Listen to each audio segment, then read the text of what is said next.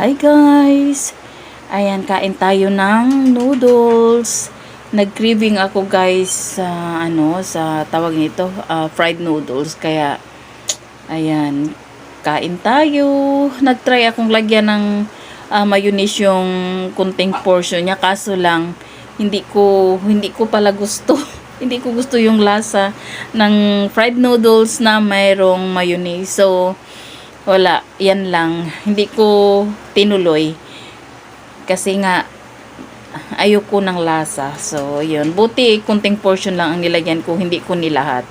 So, ayan guys. Kain tayo. Sarap ng fried noodles. Ewan ko, paborito ko talaga yung fried noodles. Lami, magod siya ba? Labi mag-ulan-ulan. Nya, fried noodles, plus na siya itlog, boiled egg. So, yun. Ay, sarap. Kain tayo.